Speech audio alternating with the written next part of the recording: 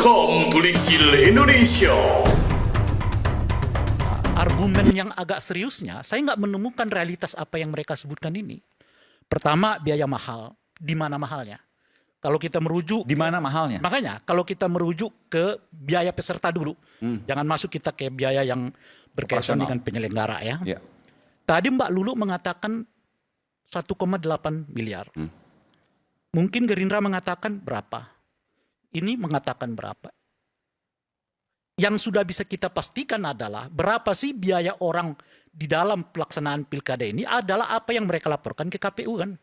Itu yang kita bisa pastikan. Hampir tidak bisa kita temukan ya peserta pemilu melaporkan ke KPU itu bahwa mereka habis misalnya 200 miliar. Hampir kita nggak temukan. Kita turunkan 100 bagaimana? Hampir kita Gak ada juga. 50 miliar mudah-mudahan kita nggak temukan. Jadi PDP nggak ada 50 miliar? Kepala daerahnya? Enggak usah tanya ke PDIP. Kita tanya apa yang mereka laporkan ke KPU. Karena Ya. itu dokumen resmi. Bisa dibuka betul? Tidak ada. Tidak ada. Ya. Iya itu yang Mbak Lulu nanya emang hampir nggak ada? semua yang menyebut itu paling mahal mungkin 10M, 20M. Itu laporan resmi. Padahal realitanya? Saya nggak bicara itu. Saya mau mendasarkan pada laporan yang official. Itu namanya di KPU. Kan. Pak Prabowo, Pilpres 2024 yang lalu, laporan keuangannya ke KPU itu berapa? 207 miliar habisnya. 207 miliar kalau kita bagi dengan 33 provinsi, berapa yang keluar kira-kira Bung Effendi? Kan kurang lebih cuma 10M kan, per satu provinsi. Ya, untuk 5 tahun, ya kan? Bung Ganjar jauh lebih realistis menurut saya, karena mereka mengeluarkan uang sekitar 500 miliar, alias 1,5 triliun. Dalam laporan dana kampanye mereka. Itu kira-kira tuh. Jadi untuk menjadi presiden di Republik ini, dari 204 juta pemilih, hanya 200M dikeluarkan oleh Pak Prabowo. Di mana mahalnya? Untuk 5 tahun. Jangan bilang ada biaya itu, berarti Anda nggak jujur. Kenapa nggak dilaporkan ke KPU? Kalau nggak tidak jujur, keluhan orang yang nggak jujur, kita abaikan. Bentar, 200M kan juga besar banget itu. Bung, kalau lihat 200M-nya besar, Dibagi 38 provinsi. bagi 38 provinsi bagi 5 tahun. Lo bagi lagi 12 bulan. Gak ada biayanya, itu menurut saya untuk makan siang gratis 10.000 sehari loh. Bung Ruli, Anda setuju dengan itu? Itu kan saya belum. Oh iya, oke, silakan. Nggak, saya mau tanya soal ini. Jangan lihat, kalau kau dengar 200 miliar ya besar. Tapi kalau kau lihat proses ke 200 miliar itu, Dibagi lagi. iya kan gitu. Nah, jadi 200 miliar dikeluarkan oleh Pak Prabowo untuk mendapatkan 204 juta pemilih. Ya, itu kira-kira itu. Artinya apa gitu? Artinya sebetulnya apakah itu besar? Kalau 200 miliar kita bagi untuk provinsi, layak kalau gubernur-gubernur itu hanya mengeluarkan sekitar 10-20M per provinsi. Kabupaten kota mungkin hanya 7 miliar. Kalau kita merujuk ke Pilpres itu, menurut saya gitu. Itu logikanya itu. Tapi ada biaya ini, mahar macam-macam. Ya saya nggak tahu. Saya hanya merujuk ke data KPU. Bahwa mereka mengeluarkan dari itu artinya mereka nggak jujur. Karena semestinya semua pengeluaran mereka terkait dengan penyelenggaraan pemilu, kampanye macam-macam, harus dilaporkan ke KPU. Jadi kalau mereka mengeluh biaya besar, sementara di KPU kecil, Anda nggak jujur. Oke, masuk akal. Bagaimana kita bisa menerima keluhan orang yang tidak jujur? Kan dia baikkan itu. Nggak valid itu namanya. Nggak bisa kita menerima, nggak bisa Republik ini dibuat kebijakan berdasarkan cerita orang yang berbohong gitu loh Pak. You mau? Tunggu dulu, kan belum ke sana. Baru satu ini. Iya, satu. Udah kelihatan kan? Ya. Bagaimana Republik ini dibuat aturannya berdasarkan cerita orang yang berbohong. Oke, Anda mau? Itu kira-kira tuh. Ya. Yang kedua, kalau nggak mau begitu ya jujur Anda ke KPU. Keluarkan. Kalau Anda mengatakan 500M Anda keluarkan, silakan catat di KPU. Biar kita lihat gitu loh. Nah yang kedua biaya soal pilkada, penyelenggaraan. Berapa yang dikeluarkan untuk pilkada 2024 ini Bung Effendi Ghazali? Laporan yang kita terima itu sekitar 38 triliun. Oke, KPU tuh. Kita buat aja 40 triliun, Bung. Coba kawan-kawan mahasiswa keluarkan handphonenya, kita kalkulasi. 48 triliun dibagi 204 juta pemilih. Coba kalkulasi. Berapa kira-kira per pemilih itu dapat? 40, saya udah naikkan ya. Karena laporan itu 38. Kita naikkan aja menjadi 40 triliun. Coba kawan-kawan mahasiswa. Berapa jumlahnya? Dibagi 204 juta pemilih. Berapa itu? Sekitar 300 ribu sekian. Per pemilih, Bung. 300 ribu rupiah. 300 ribu rupiah per pemilih. Oke? Berapa? 200 berapa? Hah? 196 ketemunya. Kalkulator saya salah berarti. 296. Oh, 296. Baiklah, kalau kita pulkan aja ke 300 angka ribu lah. 300 ribu kan? Iya. 300 ribu dibagi 5. Karena 5 tahun itu. Berapa kira-kira? 60 ribu. 60 ribu, Bung, per tahun lo kasih ke rakyat. Lo bilang itu mahal. Itu dalam konteks berapa tadi totalnya? Kan 30, saya udah naikkan 40 triliun. 40 triliun. Dibagi 204 juta pemilih. Iya. Dapatnya 300 ribu per pemilih kan. Dibagi 5 tahun. Karena pilkada itu 5 tahun jaraknya kan. Per anggaran. Iya. Jadi berapa per orang per tahun diberikan negara supaya mereka dapat menggunakan hak pilihnya ke TVS itu. Berapa tadi? 60 ribu. 60 ribu bagi 12. Per bulan berapa dikasih negara Q? 5 ribu. Hah? 5 ribu. 5 ribu. You tahu menggunakan hak pilih ke TPS itu hak makan ruhani bangsa ini. Sebab demokrasi ini ruhani. Makan siang gratis itu ragawi. Dua-duanya harus dipenuhi oleh negara. Jadi jangan mikir hanya soal makan siang gratis, tapi melupakan makan ruhani gratis. Apa makan ruhani gratis itu? Hak warga negara untuk menentukan siapa pemimpin mereka di Republik ini. Berapa biayanya? Cuma 6 ribu sebulan. Makan siang gratis 10 ribu sehari. You mau bilang di mana mahalnya? Bukan mahal. Yang ada apa? You pelit bagi rakyatmu. Rakyat hanya minta 6 ribu per bulan supaya ia bisa datang ke TPS menggunakan pilih. Itu Pak Anda mengeluh. Ada yang mengkorupsi uang negara 270 triliun. Mana pernyataanmu? Mana kemarahanmu? Mana pidatomu? Yang ada bahkan kau mengatakan koruptor-koruptor itu kita maafkan kalau uang mereka dikembalikan.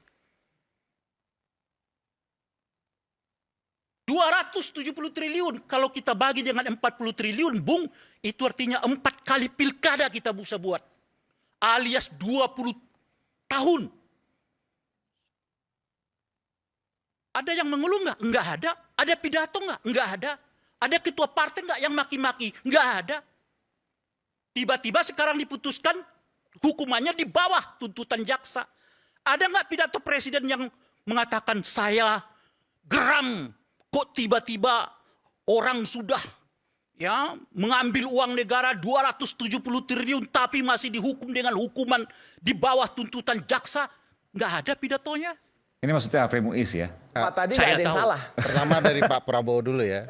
Pidato itu menurut saya menunjukkan Pak Prabowo tidak paham konteks konstitusional kita atau setidak-tidaknya pembantunya tidak mengerti. Yang pasal mana nih? Misalnya pernyataan bahwa soal biaya mahal. Oke.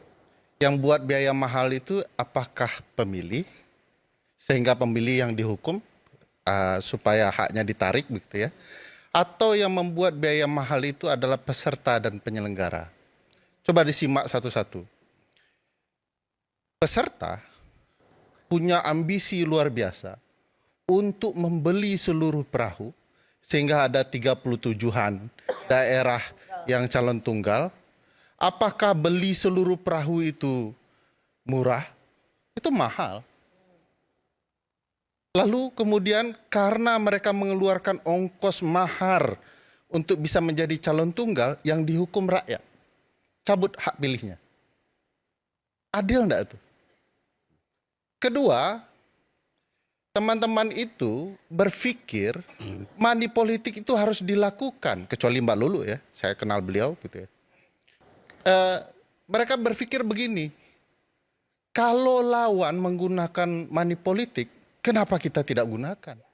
Sehingga segala cara dilakukan. Sekali lagi ada tabiat berpolitik yang bermasalah, yang menimbulkan biaya tinggi. Lalu yang dihukum rakyat dengan hak pilihnya. Padahal mereka punya bargaining politik, ya, satu-satunya setiap 5 tahun sekali. Dan itu kemudian dicabut. Tidak adil bagi saya.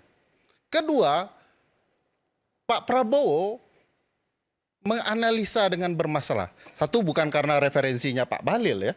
Karena Pak Bahlil itu kan lulusan UI tempat Bang EG. Belum lulus. Di wisuda tapi sudah lulus begitu. Belum pasti. Belum pasti. PhD. Pasti hampir doktor. Menunggu rektor baru. Nah, PhD pasti hampir doktor. Nah, bukan karena itu, tapi kemudian logikanya itu tidak tepat dalam segi ilmiah. Kenapa tidak tepat? Beliau mengatakan sebelum ingin pindah ke DPRD, bahwa harus dilakukan evaluasi terhadap pilkada kita yang berbiaya mahal dan lain-lain. Tapi kesimpulannya langsung dibuat. Kesimpulannya harus pindah ke DPRD. Padahal evaluasi belum dilakukan, belum maksimal. Secara ilmiah ini nggak benar. Ketiga, beliau mengutip negara-negara dengan konsep sistem pemerintahan yang bermasalah. Yang tidak masalah itu tidak sesuai dengan konsep kita. Beliau mengutip kalau tidak parlementer ya campuran. Malaysia misalnya, konsepnya memang parlementer. Otomatis dipilih satu parlemen, anggota parlemen, supaya langsung otomatis dipilih eksekutif. Makanya disebut sistem pemerintahan parlementer, karena pusatnya di parlementer. Sementara presidensial beda, dia memilih 2 kamar kekuasaan berbeda-beda agar timbul fungsi saling mengendalikan, checks and balances. Nah ini salah contoh. Singapura dan India juga salah contoh, itu sistem campuran. Harus ada presiden sekaligus perdana menteri. Emang sistem kita mau ada presiden, ada perdana menteri. Siapa perdana menterinya menurut Mas Arya Bima? Kalau nggak Jokowi, yang lain lah gitu perdana menterinya kan. Nah, itu pasti tidak diterima oleh Pak Prabowo sendiri gagasan itu. Jadi contohnya bermasalah. Nah itu satu. Nah mari kita lihat apa yang diperdebatkan malam ini dari gagasan pasal 18 ayat 4 Undang-Undang Dasar 1945. Harus dipahami betul maksud asli dari pasal 18 ayat 4 Undang-Undang Dasar atau original intentnya. Diskusi kita itu selalu ingin bicara pemurnian sistem presidensial, penguatan sistem presidensial. Tidak ke arah parlementer atau yang beraroma parlementer, termasuk untuk kepala daerah. Lalu kenapa kemudian pasal 18 ayat 4 itu menggunakan frasa dipilih gubernur, bupati, wali kota secara demokratis? Bukan secara langsung. Kenapa tidak secara langsung? Karena ada pertimbangan sejarah, konflik masa lalu, kekhususan daerah. Yaitu ada Yogyakarta, ini kota sejarah ini. Kita nggak akan meninggalkan dan tidak akan mengkhianati Yogyakarta karena ada sejarahnya. Ya. Jadi pilihan tidak akan mungkin secara langsung Karena kalau dicantumkan. Secara langsung dicantumkan berarti Yogyakarta juga Jogja harus bagaimana harus langsung kan? Papua, Aceh, DKI konsekuensinya Jakarta, seperti itu. sekarang IKN, ya itu konsekuensinya. Makanya dipilih kata yang membangun demokrasi daerah yang asimetris. Tapi diskusi soal daerah-daerah lain itu bicara soal langsung semua itu. Karena mau diseimbangkan dengan konsep presidensial yang di pusat hingga daerah. Karena tidak mungkin berbeda. Kalau enggak dia harus dibuat undang-undang kekhususannya. Jadi tidak mau digeneralisir semuanya dengan menggunakan kata langsung karena ada aspek sejarah, masa lalu dan lain-lain gitu ya.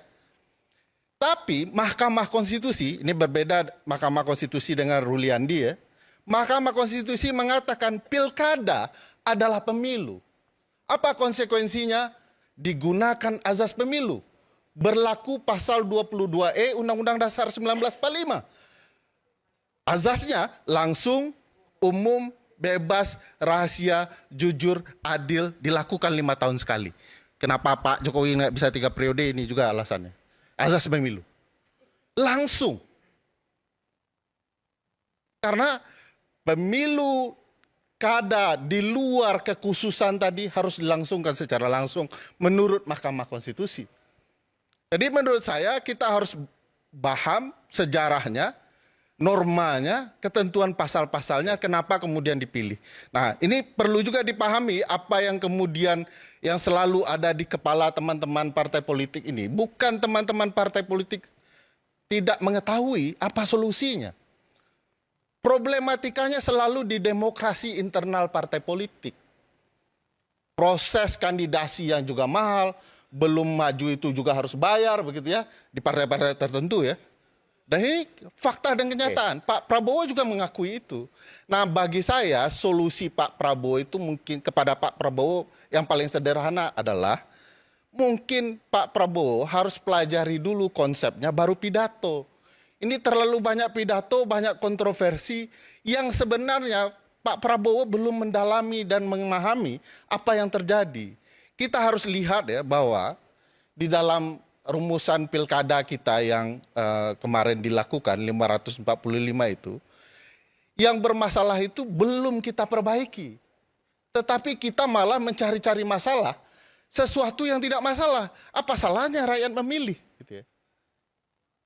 Misalnya yang masalah kemarin itu pemilu presiden, pemilu legislatif, dan pilkada cocok tidak dilangsungkan 1 tahun yang sama. Capek enggak? Lelah enggak? Ini Mbak Lulu ini punya banyak pendukungnya juga. Tapi kelelahan semua. Karena waktu yang sempit dan segala macam. KPU kita capek enggak? Lelah enggak? Kita dengar enggak aksi-aksi maksimal dari KPU dan Bawaslu, Mas Arya Bima? Enggak pernah kita dengar. Banyak pelanggaran, Bawaslu diam saja. Kelelahan mungkin saja.